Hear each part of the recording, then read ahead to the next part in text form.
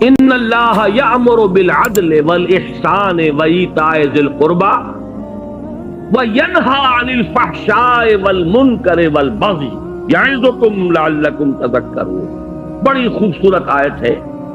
اللہ تعالیٰ نے ایسا کمال توازن پیدا کیا ہے، حکم بھی دیا 3 باتوں کا، روکا بھی 3 باتوں کا۔ عجیب حسن ہے، ذرا غور کیجئے اس کے حسن توازن ہی میں سارا حسن ہوتا ہے۔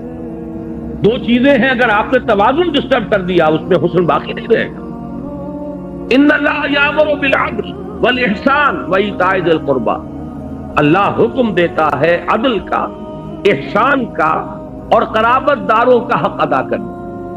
میں چونکہ اس وقت درس نہیں دے رہا ہوں ان آیات کا، مقصود صرف یہ ہے کہ آپ کے پیش نظر رہے کہ امر اور نہی یہ دونوں ساتھ ساتھ، اور اس میں یہاں توازن اللہ نے اس درجے کیا ہے کہ 3 ہی چیزیں مقابل میں لایا۔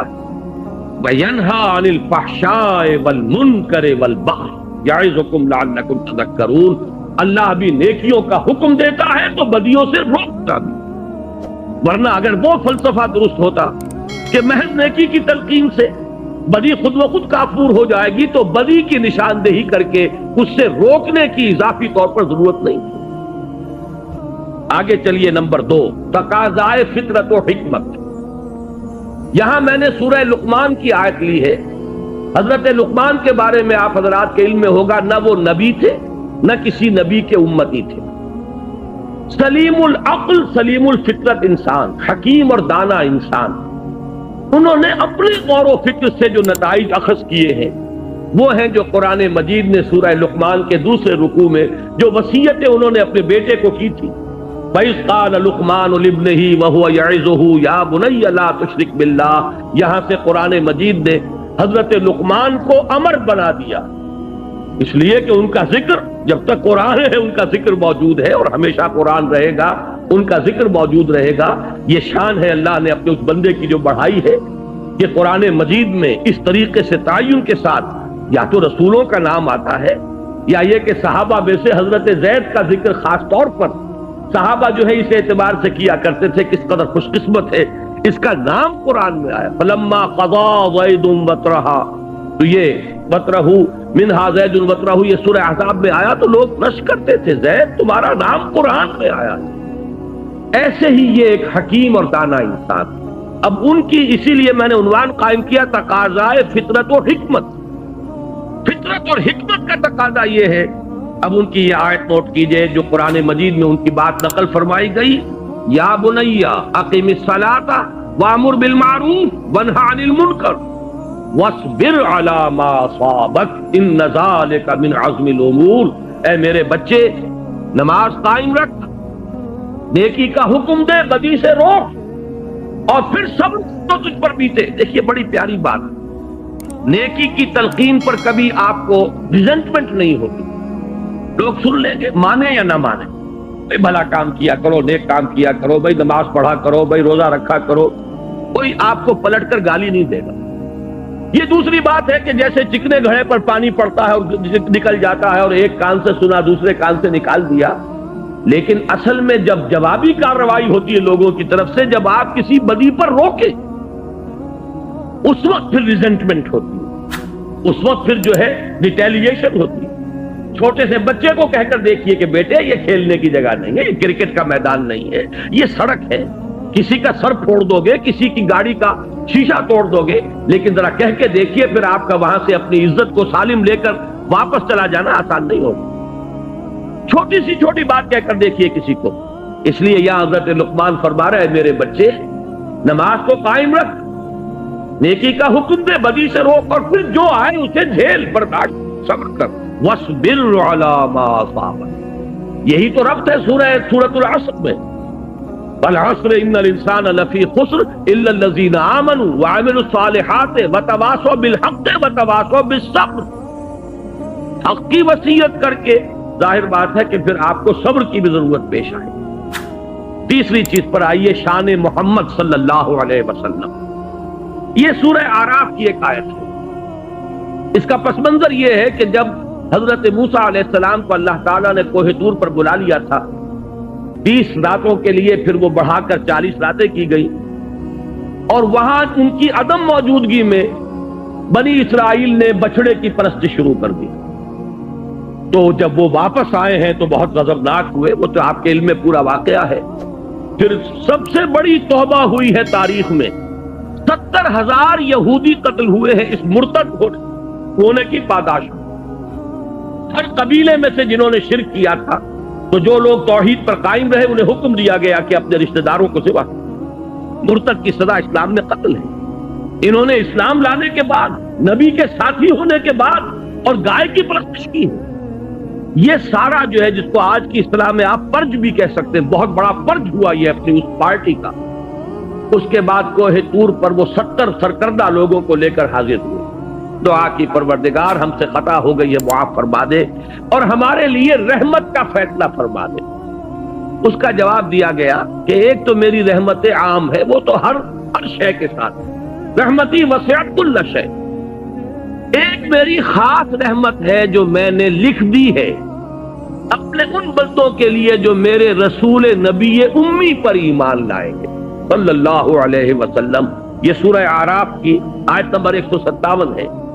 اس نبی امی کی جو شان بیان ہوئی ہے صلی اللہ علیہ وسلم، وہ آیت ہے یہ: الذین یتبعون الرسول النبی الامی الذی یجدونہ مکتوبا عندہم فی التوراۃ والانجیل. وہ لوگ کہ جو پیروی کریں گے میرے رسول نبی امی کی، جس کو وہ دیکھیں گے، موجود پائیں گے لکھا ہوا اپنے پاس تورات اور انجیل میں، یعنی جن کی پیشین گوئیاں درج ہوں گی. اب وہ نبی جب آئیں گے کیا کریں گے؟ دیکھیے پہلا کام کیا ہے: یامرہم بالمعروف وینہاہم عن المنکر ویحل لہم الطیبات ویحرم لہم الخبائث. نبی جب آئیں گے میرے نبی امی، میرے رسول نبی امی صلی اللہ علیہ وسلم کیا کریں گے؟ انہیں نیکیوں کا حکم دیں گے، بدی سے روکیں گے، ان کے لیے طیب چیزوں کو حلال ٹھہرائیں گے اور ناپاک اور گندی اور خبیث چیزوں کو حرام ٹھہرائیں گے. لیکن اس میں پہلی شے جو آ رہی ہے وہ کیا ہے؟ وہی گاڑی کے دونوں پہیے لازم و ملزوم: یامرہم بالمعروف وینہاہم عن المنکر. نمبر 4، شان صحابہ رضی اللہ تعالیٰ عنہ. اب آپ نے نوٹ کیا ہوگا میں درجہ بدرجہ سیڑھی اتر رہا ہوں. شان باری تعالیٰ سب سے اوپر، پھر وہ فطرت اللہ التی فطر الناس علیہا. اس کو انسانوں کی فطرت کو کہا گیا فطرت اللہ، اس لیے نمبر 2 پر اس کو لایا ہوں. نمبر 3 پر رسول صلی اللہ علیہ وسلم. نمبر 4 پر صحابہ. درجہ بدرجہ نیچے اتر رہے ہیں. صحابہ کی شان کیا ہے؟ سورہ توبہ کی آیت نمبر 71: والمومنون والمومنات بعضهم اولیاء بعض یامرون بالمعروف وینہون عن المنکر. مومن مرد اور مومن عورتیں آپس میں ایک دوسرے کے ساتھی ہیں، پشت پناہ ہیں، مددگار ہیں، حمایتی ہیں. اور ان کی شان کیا ہے؟ یامرون بالمعروف وینہون عن المنکر. نیکی کا حکم دیتے ہیں، بدی سے روکتے ہیں. اس کا ذرا کانورس بھی دیکھ لیجئے. یہ کانورس کا لفظ شاید میری عمر کے لوگوں کو یاد آیا ہو جنہوں نے انگریزی میں میٹرک میں جیومیٹری پڑھی تھی.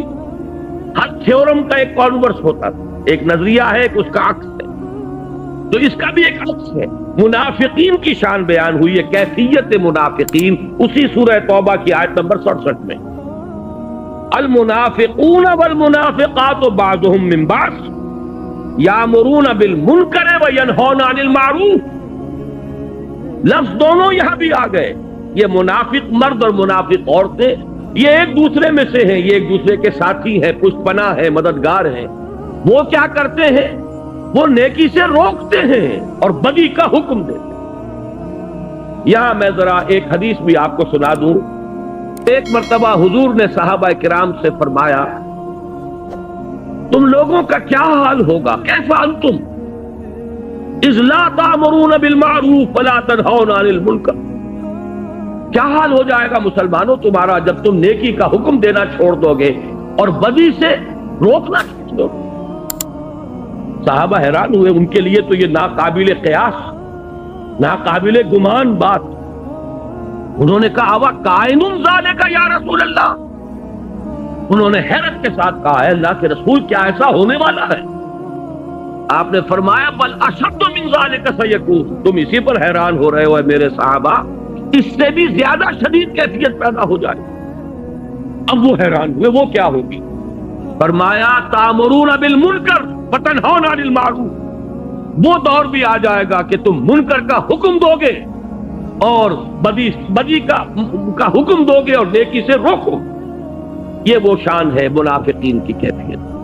گویا کہ حضور نے فرمایا ایک وقت آئے گا میری امت میں یہ نفاق عام ہو جائے۔ آج آپ کا معاشرہ وہی ہے، نیکی کے راستے پر چلنا بہت مشکل، بدی کے راستے کھلے ہیں، کشادہ ہیں، کوئی ریزسٹنس ہے ہی نہیں۔ کوئی نوجوان ذرا داڑھی رکھ لے، تمام رشتہ دار، اعزاء، قریب، والدین وہ اس کے سر کو اس پر سوار ہو جائیں گے۔ انہوں نے کیا کیا؟ ذرا گھر میں کوئی شرعی پردہ کر کے نافذ کر کے دیکھیے، you will be an outcast, آپ اپنے معاشرے سے نکال دیے جائیں۔ آپ بالکل، آپ کا تعلق جو ہے وہ معاشرے سے، عزیزوں سے کر کے دیکھ لیجیے۔ اس لیے کہ حضور نے فرمایا تھا بل اشد من ذالک سیکون، کہ میری امت پر وہ وقت بھی آنے والا ہے کہ صرف یہی نہیں ہوگا کہ نیکی کا حکم دینا روک دیں گے اور بدی سے روکنا جو ہے وہ چھوڑ دیں گے، بلکہ اشد من ذالک سیکون، اور وہ کیا ہے؟ تامرون بالمنکر وتنہون عن المعروف، جو کہ اس وقت منافقین کی شان۔ آگے آئیے، یہ چھٹی آیت میں ابھی آپ کو سنا چکا ہوں پہلے ہی، امت کا فرض منصبی، کنتم خیر امت اخرجت للناس تامرون بالمعروف وتنہون عن المنکر۔ نمبر 7، دور زوال میں امت مسلمہ کے لیے سہ نکاتی لاہ عمل کا نقطہ عروج، یہ 3 آیات جو یہاں درج ہیں۔ میں نے ایک تقریر کی تھی آپ کے اسی شہر کراچی میں ایک مسجد میں آج سے 4 سال قبل، اس پر مفصل خطاب ان 3 آیات کی روشنی میں ایک لائحہ عمل، کیا کرے اس حال میں، کس طریقے سے صورتحال تبدیل ہو۔ قرآن مجید تو ہمیشہ کے لیے ہدایت اور رہنمائی ہے، اس نے اس دور کے لیے بھی ہدایت دی ہے، بعد والے دور کے لیے بھی ہدایت دی۔ اس دور زوال میں اگر یہاں سے اب اوپر اٹھنے کے لیے آپ کو لائحہ عمل درکار ہے تو بھی رجوع کیجئے قرآن کی طرف۔ قرآن مجید نے ان 3 آیات میں سورہ آل عمران کی آیات 102، 103، 104 ایک سہ نکاتی لائحہ عمل